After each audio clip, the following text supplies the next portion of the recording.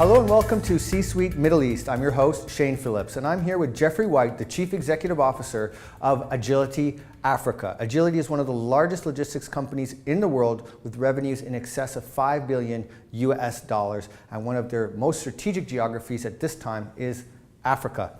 Jeff, welcome to the show. Thank you, great pleasure to be here. So most people are scared to just go into Africa, put their money down, but where most people are shaking in their boots, you're marching straight in at a phenomenal rate. I believe you have 70 facilities that you're creating, warehouses and different pieces of infrastructure. Maybe you can tell us a little bit about how you're viewing Africa and what you're doing there. Great. So, I mean, as Agility, we're the largest logistics provider in the Middle East, and we provide logistics globally to our customers.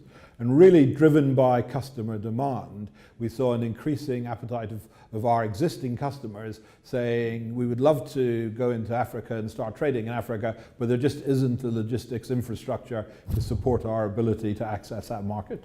So I think it's interesting when you look at Africa that the market perception has changed somewhat from not really understanding it to people now. I think it'd be hard to find a boardroom that hasn't got a plan to go to Africa, and it's about how do we execute.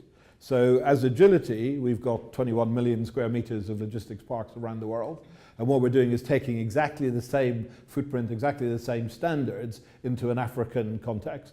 So the plan is to build over the coming years 70 distribution parks that creates an international standard network of warehousing and logistics capability connecting the whole continent.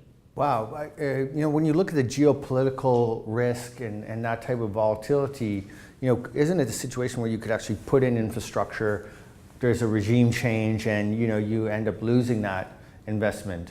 Again, I think there's an old view of Africa that's probably more aligned with that. If you look at Africa today, you very seldom, in fact, from memory, there's no expropriation going on as such. And part of that is just the opening of society. There's 800 million cell phones in Africa. There's huge communication going on. So the days of doing something on the dark continent and nobody knowing about it aren't there anymore. So if you're focused on building long-term sustainable businesses, if you work with the local governments and the local community, you employ locals and train them and do skills transfer, then I think your business is as safe in Africa probably as it is anywhere else in the world.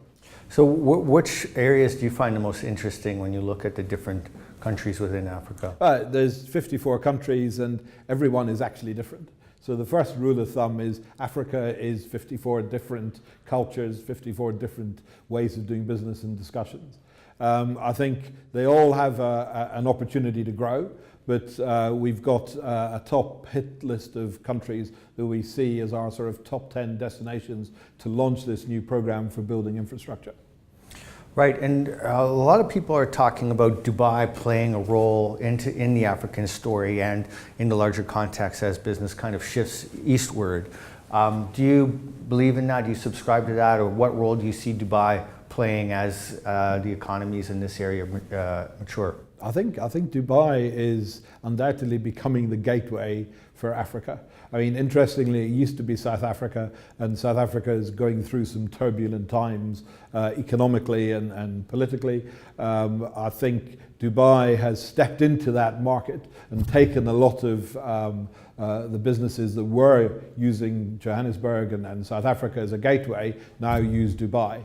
And I think that's driven really by commercial issues that it's very accessible from Dubai, and Emirates is a massive advocate of getting in and out of Africa and access. So it's very easy to be based in Dubai and work in numerous African countries. And then secondly, it's a good place to do business, both from an establishing businesses and head offices perspective. And interestingly, whenever you meet an African and say, let's have a meeting in Dubai, they don't say, well, maybe. They say, when? How quickly can I come? I think one of the things that's really been done well in Dubai is the safety. You can leave your door unlocked, you can leave your car running and unlocked. We feel very safe in Dubai.